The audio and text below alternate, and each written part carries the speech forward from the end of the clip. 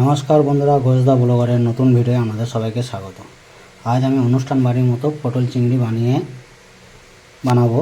তো দেখুন কি কি নিয়েছি। পটল কেটে নিয়েছি, আলু নিয়েছি, টমেটো নিয়েছি, পেঁয়াজ, কাঁচা লঙ্কা কেটে নিয়েছি, এখানে হলুদ, জিরে গুঁড়ো, নুন ও আদা রসুনের পেস্ট, আর এই যে চিংড়ি মাছ। তো প্রথমে আমার কড়াই চাপিয়ে দিয়েছি। কড়াইটা গরম হয়ে গেলে তেল দিয়ে প্রথমে আমি পটল, আলু, তারপর চিংড়ি মাছটাকে ভেজে নেব।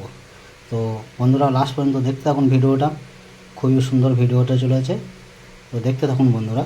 কড়াই আমার গরম হয়ে গেছে, আমি এখন তেলটা দিয়ে দেবো।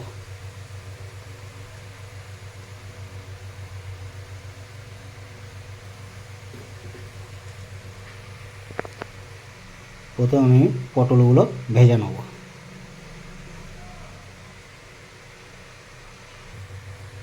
তেলটা আমার গরম হয়ে গেছে, এবার আমি পটলগুলো ভেজে নেব।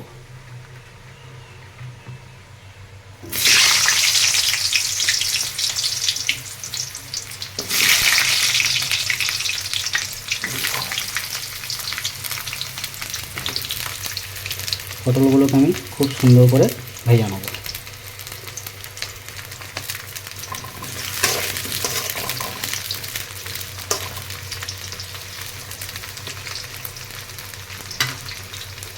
রান্নাটা পুরো একদম অনুষ্ঠান বাড়ির মতো হবে। তো লাস্ট পর্যন্ত দেখতে থাকুন ভিডিওটা। পটলগুলো আমার সুন্দর করে ভাজা হয়ে গেছে, এবার আমি পটলগুলোকে তুলে আলুগুলোকে ভেজে নেব।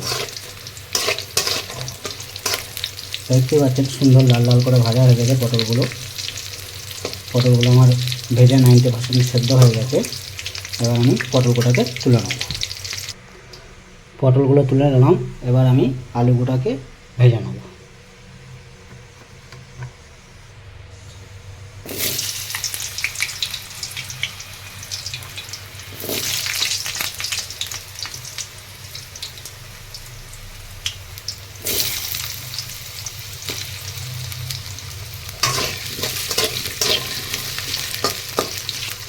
আলুগুলোকেও আমি খুব সুন্দরভাবে ভেজে নেব।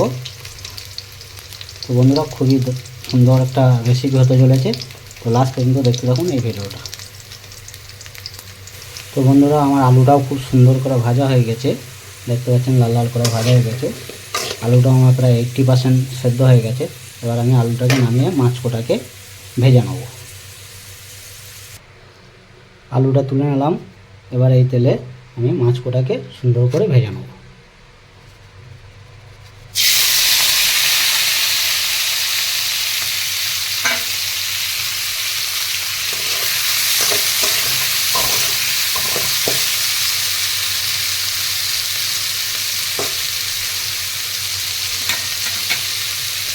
মাছটাকে আমি খুব সুন্দর করে ভেজে নিচ্ছি। চিংড়ি মাছগুলো আমার খুব সুন্দর করে ভাজা হয়ে গেছে। এবার মাছগুলোকে তুলে নিয়ে আমি পটল চিংড়ির মশলাটাকে তৈরি করব। খুবই সুন্দর একটা রেসিপি বন্ধুরা, একদম অনুষ্ঠান বাড়ির স্টাইলে। তো পুরো ভিডিওটা দেখুন। আর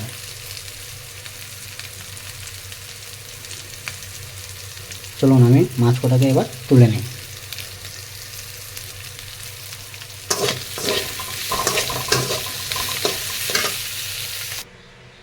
মাছটাকে তুলে নিলাম, এবার এই কড়াই আমি একটু তেল দিয়ে দেবো মশলা করার জন্য।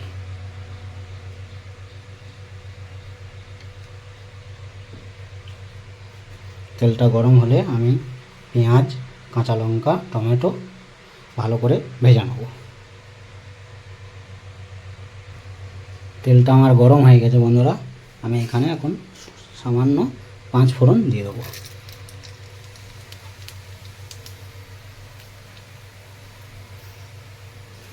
এরপরে দিয়ে দেবো কুচিয়ে রাখা পেঁয়াজটা।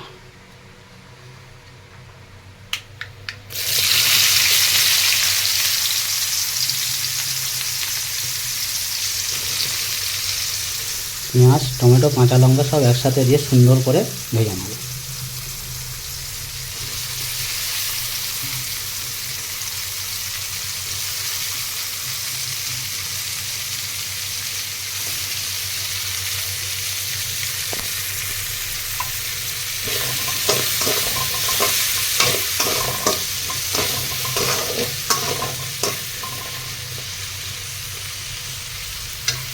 তো পেঁয়াজ ও টমেটো যাতে সুন্দর তাড়াতাড়ি ভাজা হয়ে যায় বা গলে যায় তার জন্য সামান্য একটু লবণ দিয়ে দেবো।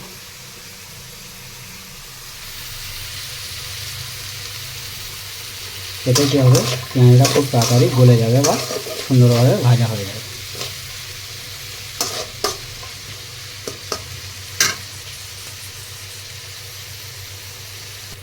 পেঁয়াজটা আমার খুব সুন্দর করে ভাজা হয়ে গেছে বন্ধুরা।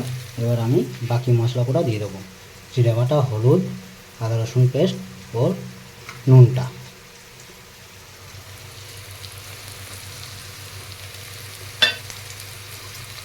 এই মশলাগুলো খুব সুন্দর করে ভেজে নেবো যতক্ষণ না মশলা থেকে তেল ছেড়ে দিচ্ছে।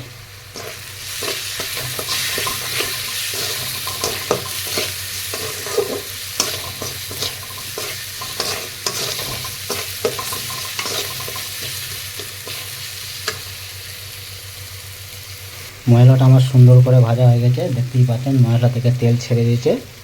আর নুন ঝালটা বন্ধুরা আপনারা আপনাদের হিসাব মতো দেবেন, কারণ সবাই তো সমান নুন জল খায় না। তো আমার মশলাটা কষানো হয়ে গেছে, এবার আমি ভাজা পটল ও ভাজা আলুটা দিয়ে সুন্দর করে কষিয়ে নেব।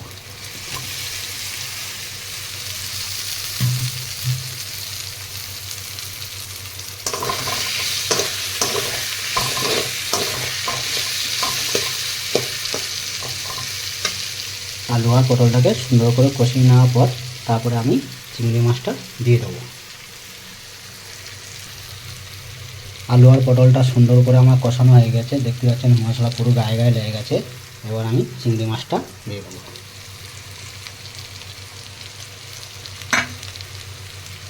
এটাকে আমি আর একটু ভালো করে কষিয়ে নেব, তারপরে পরিমাণ মতো জল দিয়ে নেবো।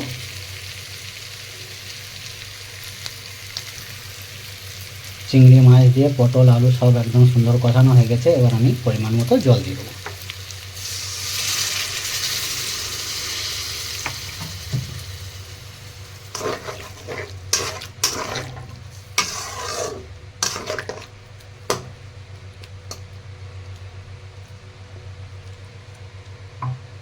এবার আমি জাস্ট 5 থেকে 10 মিনিট আমি সুন্দর করে এটাকে ফুটিয়ে নেবো, যাতে আমার মাছের মধ্যে, আলুর মধ্যে ও পটলের মধ্যে ঝোলটা ভালোভাবে ঢুকে যায় বা সুন্দরভাবে সেদ্ধ হয়ে যায়।